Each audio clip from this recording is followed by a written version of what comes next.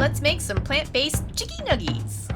Now, I have been working on this recipe for I don't know how long, but it's actually quite simple once I actually got down to it. So let's get started. What do we need? We need a full cup of TVP, otherwise known as textured vegetable protein. Now, this is a really great meat substitute. We use it in place of like ground beef and stuff like that. It's just little granules, which you'll see in a second. Hopefully I don't spill them all over the place. Looks kind of like granola, a little bit. And then a fourth cup, and I got a fourth cup out for you, of vital wheat gluten. I love these measuring spoons. They look like little pots. And why are we using vital wheat gluten, Brian? Because it's a binder. Now, there are other ways to hold this together, and we're going to be using something else as a binder, but this is what we found worked best. We did try, I don't know how many different ways. Lots of different starches, lots of different everything. This one, I'll just tell you what it comes out kind of like. A chicken McNugget. It really does. So, if you want it to be like that, this is the way to do it. I'm not saying this is health food necessarily, but it's plant-based food. And they are actually pretty low in fat too, so there's that. We also need a fourth cup of nutritional yeast. You're gonna make me measure this, aren't you? I got it out. Yeah, got it out, I gotta use it. Try to help. The nutritional yeast changes the texture slightly. It adds umami, and it actually adds, I don't wanna say the cheesy flavor because that's not important here, but in chicken, there's like extra umami flavors going on, especially in a nugget. Talking about flavor, it's time to add some more. So we're gonna add a teaspoon of both onion powder and garlic powder. Yeah, I'm just gonna measure. She got the spoons out, so I'm gonna be nice and use them. I usually do this eyeballing it, Yeah. but for a recipe like this, it is kind of important to be a little bit more precise because, like I say, it took a while to get this right, so I don't want to mess it up. Continuing on the flavor, we are going to be adding some chicken consomme. This is 1 teaspoon, and this is a vegan Yep. chicken flavored product. You can use better than bouillon. That's Yep. it. Yeah. You can use that if you want to. You can even just leave it out because there is quite a bit of sodium in there. So if it really bothers you, you can just leave it out if you really want to. I would instead put in just a little bit of oregano, a little bit of thyme, maybe to try to get some chickeny kind of flavors in there. But that's about it. Anyway, what's next? Our next binder, which is methyl cellulose, 2 tablespoons. Now, this is one that everybody loves to hate. I have done extensive research to find out how dangerous this stuff is, and it's just not. But if you don't like it, well, maybe it'll work without it, but I tried it without it, and it didn't really hold together that well. Methyl cellulose does some interesting things. There's really no ingredient out there that does what this does. It absorbs water and forms a matrix, kind of like gluten does, but it's different than gluten. And then when it heats up, it becomes even stronger. And then if it cools and you reheat it again, which we'll be doing, it gets even stronger. So it actually firms it up and gives the texture of the final nugget. So it's important. I know a lot of people get crazy about methyl cellulose. I don't see it as that big of a deal. And that is all of our dry ingredients, so we're going to give it a quick mixy mix before we add our wet. Yes, it's important to mix this together because if you don't, it's just going to be clumps of this and clumps of that, and it won't really come together well. So you want to give this a good mix. Wet ingredients are surprisingly simple. It's just water. How much? 1.5 cups. Okay. Make sure it's like tepid water, not too warm, not too cold. And I'm going to put in most of the water first, just like I always do, and leave out just a little bit. Mix this through and make sure I knead it all. You want it to be on the wet side, though, because some things are going to happen. Like right now, I can already see I need it all. It was a little bit too dry, so I'm just going to put it all in. It's hard to actually use well, it's not hard to use too much, but you're probably going to need all of it because what's going to happen is this. The TVP is going to soak up a lot of liquid, and the methyl cellulose soaks up the liquid, and the vital wheat gluten soaks up liquid. So it starts out with this gloopy, oatmeal-looking thing, and it ends up becoming a firm mass. So I just want to make sure I mix this all so there's no dough balls in there, nothing dry. Yep, there's a dry spot. Can't have dry spots. And that's why Brian likes using a metal spoon in a glass bowl, so that way he can kind of mush it around with the spoon to break up any of those dry balls that tend to form this kind of mixture. And I like the metal spoon because I can scrape the sides. I know it makes it noisier on camera, but I just like being able to scrape the sides down. So as you can see, this is already thickening up a little bit, but we are going to set this to the side and wait about 15 to 20 minutes. I have been known to put this in the fridge and leave it for hours, and it works just as well. Either way you do it is totally fine. Okay, so this has been sitting for about 20 to 25 minutes. The texture has changed drastically. Very thick. As I spread this out, you can see a little bit of strands forming. That's the vital wheat gluten. So this looks perfect. This is exactly the way we want it to be at this point. All right, so now that we know our texture is good, it's time to prepare our cooking vessel. And for that, I'm using our Instant Pot. I have just a little, like a stand in there. You can use a bowl, anything that'll raise it up off the bottom, and about a cup of water. Our particular Instant Pot came with that stand, so if you get the one that we use, then you'll have the proper tools. Right. And what I like to do is stack them on parchment paper. So I have here just a couple pieces of parchment paper that I'm going to show you how to make 4 circles out of. So just line them up and fold them in half, right? At this point, I now have the 4 circle idea. So I'm going to fold it in half from here and then fold it in half this way. And then this is our center point. Now that's my center. Yep. So I fold this corner to corner. And then one more corner to corner. We messed with our nephews this weekend at Easter doing this. It's a brain teaser. How do you make, if you just use one rectangle, make 2 circles with only 1 cut. Yep. And then I just hold it roughly over the middle, get a measurement about a 1/2 inch in, and then make the cut. Watch your fingers. We have some that we already made. And I should have 4 more. Watch, I'll have more than 4. Nope, you have 4 more. I have 4 more. Beautiful. And then we just start laying those in. So what I'm going to do, I do the crinkle thing too, because I just like to do it. But it makes them lay flatter. Okay. Just crinkle it all up, and then when you spread it out, it lays nice and flat. So if you're confused by the crinkle thing is, see how they're folding up? They're not laying flat. It bothers me. Crinkle them, and then you lay them out flat, and they stay flat. Mm-hmm. Crazy, right? That's it. Actually, is that one bigger? No, I think these are a little bit bigger. Those are big ones. Do you want me pre-crinkle? Yeah, can you pre-crinkle? 1 in the bottom. And then wet your fingers, grab some of the mixture, and make a chicken nugget sized portion. You can make them shapes if you really want to, but I just do like that. So they're about a 1/2 inch thick and about that size. And then I just start laying them on the paper. We have never attempted to make shapes, but I know there's cookie cutters and stuff. You can buy lots of unusual shapes, particularly if you have children and you want them to be gleeful in their consumption of these products. There's lots of ways to do it. I would imagine you would want to wet the interior of the cookie cutter if you're trying to use it as a mold. Otherwise, it's just going to stick. This stuff is sticky and make a mess. Now, I have actually made chicken patties for this. Yeah. And they were fantastic. Great for a sandwich. So this exact recipe works for several things. We're just making chicken nuggets today, but you can do several things with it. So she's going to crinkle some paper. I'm going to make up some chicken nuggets. We'll be back in a few minutes. In case I didn't explain it, when you finish a row, you put another piece of paper in, you fill that row again, then you just keep stacking them up. That's it. So as you can see, they're all just stacked up in the pot, ready to be cooked. And this just goes in the Instant Pot under pressure for about 20 minutes. Now, I tend to just let it sit until the pressure comes off. So it's not really a natural whatever release. I just kind of let it do that because I don't like spraying stuff everywhere when I open it up. So technically it is natural release. Yeah. Technically. But you don't even have to because we've pulled them out like immediately. Oh, sure. And then you want to let them cool for a little bit before we move on to the next step. So we'll be back then. Okay, so the time was up and it was just about ready to have the little thing on the Instant Pot pop down. I just hit it at the last second because, yeah, I'm impatient, okay? I'll admit it. And I removed them all from the paper and just put them on here. Use tongs because they're warm. And we're letting them cool. And they're going to expel a little bit of moisture because they were steamed. But the texture on these is already exactly what we need it to be. They are going to get cooked again. So if they feel a little mushy to you, that's okay. But they should hold together. They should still feel relatively firm. And they should be really hot. Yeah, they are. They're quite warm.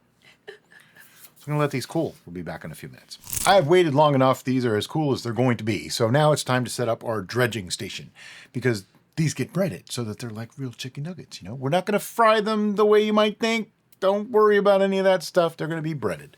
So what do we need to start with? We're going to start with the wet. The wet. Okay. So we need 3/4 of a cup of flour. Today we are using whole wheat. King Arthur whole wheat. I don't have a measuring implement. We do not. That's all right. It's not crucial because, you know, if you don't use it all, use it for something else. Better to have too much than too little. But these things are always kind of a little bit of waste. Always is. It drives Brian crazy. It really does. I hate wasting food. Okay, next. Now we need 2 tablespoons of nutritional yeast. Now you might be wondering, what do you need other stuff in here for? Well, here's the thing. If you just... Flavor. Yeah. If you just put it in the flour, it'll stick, but it won't add anything to the experience. And, you know, I want to add all the things to the experience. A teaspoon of onion powder and a teaspoon of garlic powder. And I'm eyeballing this just to show you how not crucial the volumes really are. This is seasoned to taste, basically. Absolutely. In other words, you can go as heavy or as light as you want. You can mix this up. You can change the spices and herbs. Yep, absolutely. A teaspoon of thyme. A teaspoon of smoked paprika. Now, the smoked paprika is actually mostly there for color. Because we're not going to be adding oil or fat to this to brown everything, it adds a little bit of color when it cooks. Black pepper to taste. Fresh cracked black pepper, please. Good enough. That ought to do. And 1 cup of water. And I'm going to add all the water this time because we're just making like a slurry out of this, basically. That it's just to moisten the outside so that other things stick to it. We'll just get a little whisk. Give it the whiskey business. Make sure it gets wet. And this needs a few minutes to sit, but it smells amazing. It does. It actually really does. All those seasonings together work super well. And you do want to get all the ingredients mixed together. Otherwise, you're going to have a big blob of one flavor. You don't want clumps and stuff. I probably should have mixed it before I added the water, but it's all right. I'm mixing it now. There are things that I worry about in cooking, and there are things that I don't. That is one that I really don't, because I know I'm going to mix this. It's all going to get in there. It's all going to be together. It will be homogeneous. And this should be kind of like pancake batter, but it'll soak up the liquid a little bit more. Some people like to use like flaxseed and stuff like that, and you can totally do that if you want to. I didn't because that just adds fat to the dish. Flax seeds have actually a significant amount of fat. And because we're doing the wet and the dry combo, we don't really feel like you need to add all that to it. Okay, let's just swap places with these for a second. Let's. Let that sit for a few minutes. So the next thing we're going to do is the most controversial ingredient ever because we can't find the one we want, and that's breadcrumbs. Why is it controversial, though? We want just breadcrumbs, but we don't want milk. We don't want eggs. Oh, yeah. Contains wheat. May contain milk ingredients because they're processed in a place. Yeah. A lot of them actually have egg white and milk in breadcrumbs. I'm like, it's breadcrumbs. I can make bread without milk and eggs. Why can't they? Right. So lots of times we'll actually make some bread and then crumb it in the food processor and just put that in the freezer so we have breadcrumbs that we actually know what's in them. But this time we searched and we found these that were mostly okay. Yeah. They're Italian style, which is fine. They have some seasonings in there, like probably some basil and oregano and that sort so of it's a thing. cup of that, and then a tablespoon of nutritional yeast. Much the same seasonings that we used for the wet. Tablespoon? Yep. Or so. And then a teaspoon of onion powder, garlic powder, and paprika. So what we're doing is we're seasoning every step of the way. Yep. Every layer gets seasoning is essentially what we're doing. And because we are minimizing the salt that we're adding to this recipe, Up to flavor. upping the seasoning is going to still bring the flavor without the extra sodium. You said a tablespoon of paprika, right? I said a teaspoon. For this, measurements aren't as crucial, and that's why we just let Ours will just Brian freeform it. Ours will be a little more red. Is there anything else going on this? Nope, that's it. Oh, okay. You can put black pepper in this. The problem is it might burn, Yeah. so I don't like to put that on the outside. And then I just want to mix this all together real well. We used to use panko breadcrumbs to do this, and here's what we found. They're extra crunchy. Yeah, they were so big that it was actually harder to eat. So that's why we stopped doing Hurt our mouths. Yeah, it was painful. Your food should not hurt you unless it's spicy food, in which case that's a thing. It still tasted good and it still worked fine. So if you like the extra crunchy, then go ahead and use panko. A lot of air fryers are not this wide. You may have to do batches for those. We like the Typher Dome because it is so wide and narrow. It has good surface area. Yeah, it really does. And this is a really simple process. I just take a piece, drop it in, get it nice and wet, covered, and then drop it into there. And with my other hand,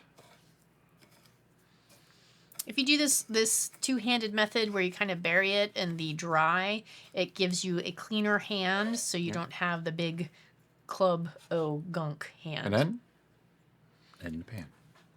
See? One hand's always wet, the other hand's always dry, and it works. Yeah, it works really well. I know it's not a new concept, but To some people, it might be. you never know. It works well. Okay, so I'm going to make the rest of these, and we'll be back in probably about 10 minutes. Okay, so all of our Chickie Nuggies are now in the air fryer basket. Now, here's where things get a little bit interesting. We want to cook these, but we don't want to overcook them. I'm going to start it off on air fry for 10 minutes, which on ours, I believe is like a 365 or 375 temperature. So that gives you an idea. If it's too hot, you'll burn the outside before the middles even get any heat at all. And if it's not hot enough, obviously it's just going to dry them out because you're going to end up cooking them for way too long. So I'm going to give it 10 minutes, then check on them, and then we go from there. Okay, so I had them in for 10 minutes. They weren't done. Put them in for 5 more minutes, and now they're pretty close, but I want to flip them over. And I just want to flip them over.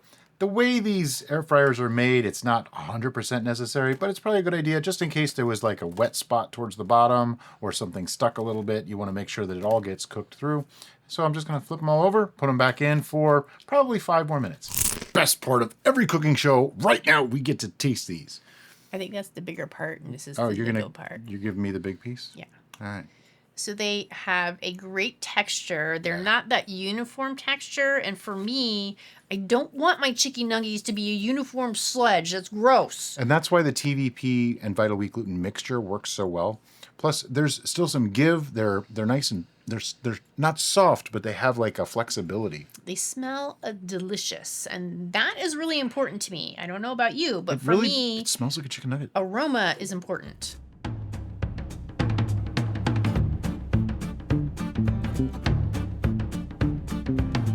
Now, we are eating these with nothing. With nothing. They're naked. I could eat this whole plate. They have no sauce, and they're still perfectly delicious. And I mean, obviously, you can dip this in pretty much anything you want. Barbecue sauce, spicy ranch, regular ranch, ketchup, mustard.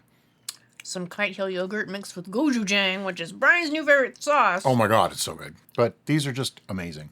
They have a great, soft yet moist interior and a nice, crunchy, yet not dangerous to your mouth exterior. Yeah, there's a nice crispness to them without them being crunchy.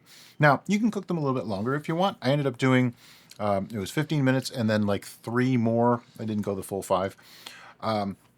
At this point, though, these can be frozen.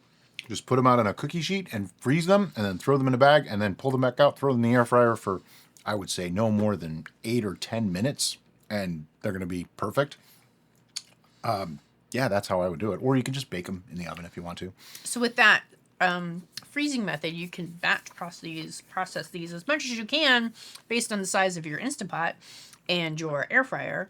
And that way you can have them available for any time you want some Chickie Nuggies. Now, one thing I want to point out is these are extraordinarily low-fat chicken nuggets. These do not have like all the oils and excess fats required for most processed food chicken nuggets. So before you start thinking that these are the same thing you can get like the Gardein or the Impossible These things, are even better. These are way different than those because of the lower fat. And I am showing a great restraint by not going in eating more. Yeah, we're going to save these and eat them at another time.